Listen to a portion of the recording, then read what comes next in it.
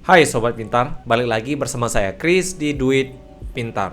Di sesi sebelumnya saya sudah janji nih, kita akan bahas soal financial goal atau tujuan keuangan. Apa sih tujuan keuangan itu? Tujuan keuangan penting untuk dimiliki karena tanpa tujuan keuangan kita bakal bingung arah hidup kita akan kemana. Dengan adanya tujuan keuangan kita, mudah-mudahan kita tahu arah kedepannya kita mau kemana. Jadi simak sesi hari ini.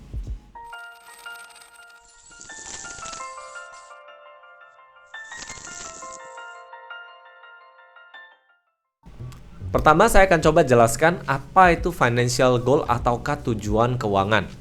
Tujuan keuangan ataupun financial goal adalah apapun yang ingin kita capai di masa mendatang yang bisa diukur dengan angka uang, rupiah kah, dolar kah, ataupun mata uang lainnya.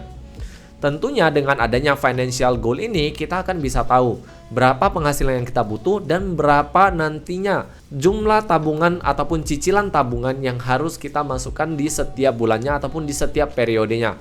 Ya tergantung penghasilan Sobat Pintar, kan mungkin juga ada yang mingguan ataupun mungkin ada yang per 3 bulanan. Dengan adanya perencanaan ini, maka kita bisa merencanakan berapa jumlah yang harus kita masukkan nantinya. Namun sebelum kita jelaskan bagaimana caranya, maka saya akan coba jelaskan terlebih dahulu apa saja yang termasuk dalam financial goal.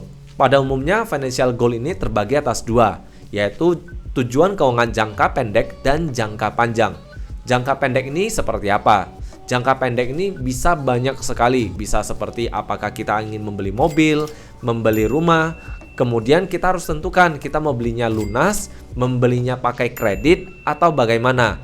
Kalau misalnya beli lunas berarti kita harus merencanakan untuk mencapai angka tertentu ini di masa mendatang nantinya. Untuk pembelian secara cicilan, maka kita bisa menentukan jumlah down payment ataupun uang mukanya terlebih dahulu.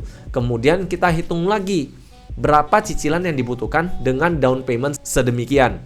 Jumlah cicilan tersebut bisa Sobat Pintar hitung menggunakan kalkulator yang sudah pernah saya bagi di video sebelumnya. Jadi Sobat Pintar ingat tonton video sebelumnya untuk mendapatkan informasi berapa banyak sih dari dana yang harus kita tabung untuk mencapai cicilan tersebut. Satu tips lagi, kalau misalnya nih saat ini cicilannya belum bisa kita sanggupi, maka ada satu tips yang bisa kita lakukan, yaitu perbanyak jumlah uang mukanya.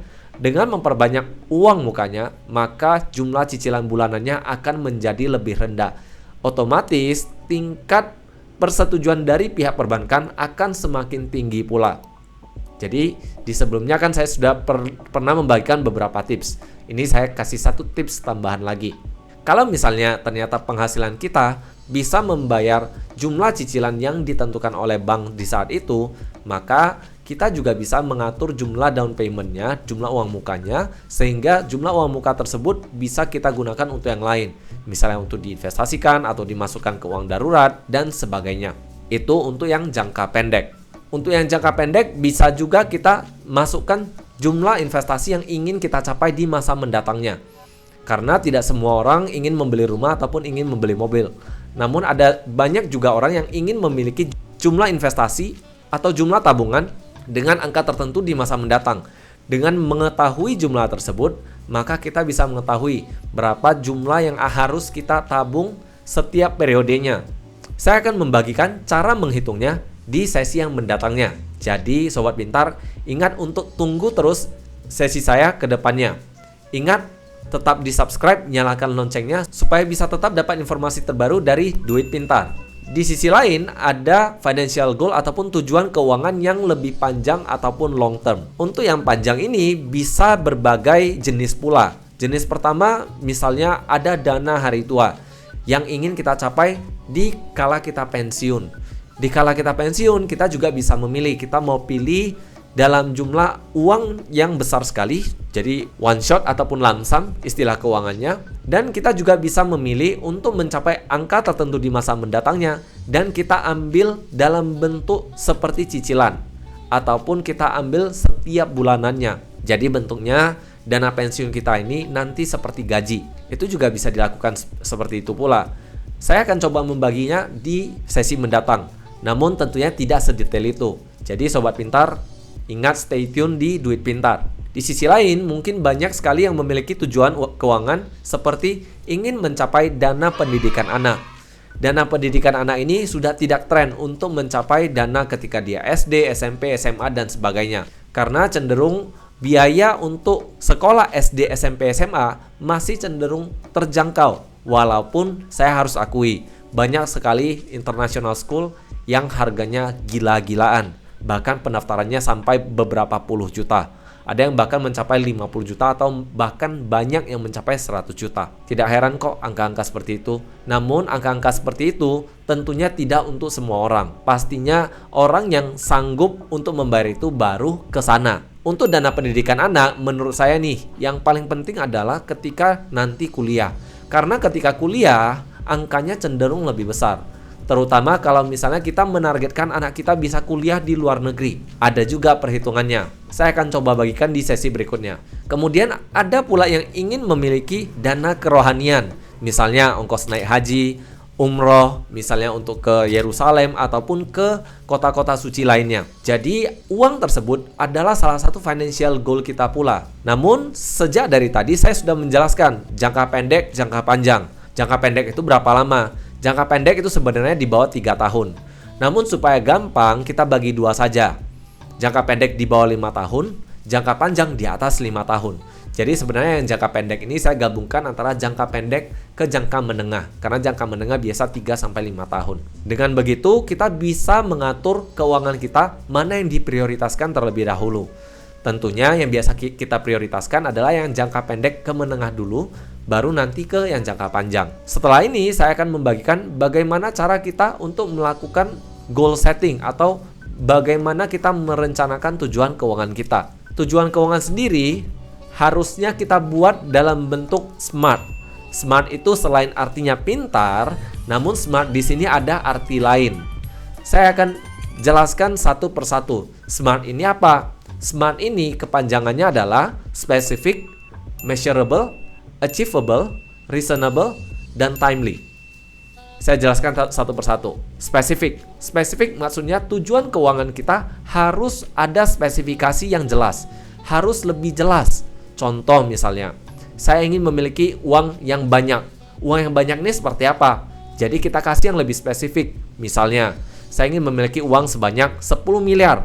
Misalnya, angka 10 miliar tersebut adalah angka yang spesifik. Kemudian kalau mau dispesifikasi lebih jauh, misalnya 10 miliar ini ada di mana? Oh, 10 miliar ini di reksadana misalnya. Bisa juga. Kemudian yang kedua adalah M, measurable. Dapat diukur. Ketika kita berbicara uang, itu bisa diukur. 10 miliar yang tadi itu bisa diukur. Kemudian yang berikutnya achievable. Dapat dicapai nggak? Dari angka 10 miliar ini, gunakan kalkulator keuangan, maka kita bisa mengetahui apakah dengan penghasilan saat ini kita bisa mencapai tujuan kita dalam waktu yang sudah kita tentukan. Kalau memang belum, berarti ada yang harus kita lakukan. Misalnya, penghasilan kita terlalu kecil, kita cari penghasilan tambahan. Atau misalnya, terlalu dekat waktunya, kita panjangkan waktunya, tinggal dipilih. Ada banyak sekali faktor yang bisa kita lakukan supaya tujuan keuangan kita bisa kita capai. Mudah-mudahan tujuan keuangan Sobat Pintar semuanya bisa tercapai dalam waktu yang Sobat Pintar tentukan. Kemudian yang berikutnya adalah R, reasonable. Apa alasan utama Sobat Pintar ingin mencapai tujuan keuangan ini? Banyak sekali orang yang hanya ingin tapi tidak memiliki alasan yang kuat sehingga suatu saat ketika terjadi tabrakan terhadap tujuan keuangan ini, akhirnya down dan akhirnya batal untuk mencapai tujuan keuangan itu. Apabila kita memiliki alasan yang sangat kuat untuk mencapai tujuan keuangan itu, maka mudah-mudahan Sobat Pintar tidak akan mengalami hal tersebut, tidak akan mengalami down, melainkan akan terus termotivasi untuk mencapai tujuan keuangan itu. Alasan itu bisa banyak sekali. Alasan itu bisa seperti, oh, saya ingin membahagiakan orang tua saya ingin membanggakan ibu saya ingin membanggakan ayah saya, dan sebagainya. Ada banyak sekali alasan yang bisa menjadi alasan yang kuat agar kita bisa mencapai tujuan keuangan yang ingin kita capai tersebut. Dan yang terakhir adalah T atau timely, memiliki tanggal jatuh temponya. Ini adalah hal yang sangat penting dikarenakan tanpa memiliki tanggal jatuh tempo, maka impian hanyalah tinggal impian. Dan sangat penting sekali kalau kita sudah memiliki tanggal jatuh tempo ini, kita memiliki perencanaan yang jelas sehingga kita bisa melakukan action plan yang ada. Dengan adanya rencana yang jelas, maka kita tahu kapan kita harus mulai dan apa saja yang harus kita lakukan untuk mencapai tujuan ini. Contohnya yang paling sederhana saja. Katakan bulan Desember 2021 nanti saya ingin memiliki dana tunai sebanyak 12 juta di rekening bank saya. Pertanyaannya, yang pertama, spesifik nggak? Spesifik. Measurable nggak? Measurable, 12 juta di dalam bank. Achievable nggak? Misalnya nih, achievable, ini nanya kembali ke gaji kita sendiri, penghasilan kita sendiri. Oh, ternyata gaji kita satu bulan misalnya katakan 10 juta misalnya. Oh, 10 juta, katakan kita ambil 10%, yaitu 1 juta, masih oke-oke aja, jadi achievable banget. Kalau misalnya yang penghasilan di bawah itu misalnya yang 5 juta, bisa nggak mencapai ini? Bisa aja, kalau memang drive kita kuat, alasan kita kuat untuk mencapai ini, sehingga kita bisa benar-benar memikirkan, memutar otak bagaimana kita bisa mengalokasikan gaji kita untuk bisa menyimpan 1 juta ini. Pasti ada kok segala caranya, banyak jalan menuju Roma sih. Jadi pastinya Sobat Pintar harus putar otak untuk bisa mencapai itu. Kemudian R, alasannya apa? Alasannya kuat nggak? Misalnya, oh saya mau beli HP baru untuk ibu saya. Tentunya kita ingin dong membanggakan orang tua kita. Kemudian yang terakhir, timely. Waktunya udah ada, Desember 2021. Nah, pertanyaannya, sekarang kan masih ada sekitar 14-15 bulan menuju Desember 2021. Gampang aja deh, anggap saja kita tabung di celengan ayam. Nggak pakai bunga dong. Dengan tabung di celengan ayam, dengan kita punya waktu sekitar 14-15 bulan untuk mencapai angka 12 juta, maka kita harus nabung sekitar 1 juta per bulannya. Tanya kembali, 1 jutanya berat nggak? Kalau berat, berarti ada yang harus dikurangin atau ditukar. Misalnya kita kurangi goal kita juga boleh, atau misalnya kita putar otak kita supaya bisa nabung lebih banyak, atau misalnya jangka waktunya diperpanjang, atau ada banyak sekali cara yang bisa dilakukan, misalnya naikkan income kita. Jadi yang namanya financial goal ini adalah sesuatu yang fleksibel, namun harus tertulis dan harus jelas. Kalau tidak tertulis dan tidak jelas, maka yang ada nantinya impian tinggal impian. Dan yang terakhir, pastikan Sobat Pintar semua pasang impian Sobat Pintar setinggi-tingginya. Karena apabila impian kita itu rendah, maka kalau kita jatuh langsung bisa habis. Pepatah pernah mengatakan, gantunglah impian kamu setinggi langit. Apabila jatuh, kamu masih jatuh di awan-awannya. Betul gak ya? Sobat Pintar komen dong yang betulnya apa. Itu saja dari saya hari ini. Semoga sesi hari ini bisa bermanfaat bagi Sobat Pintar. Dan semoga Sobat Pintar bisa membagikan sesi ini kepada saudara, teman, dan orang yang membutuhkan untuk mengikuti sesi ini. Dikarenakan saya yakin sesi ini bisa bermanfaat bagi banyak orang sekali. Itu saja dari saya. See you in the next session. Bye-bye.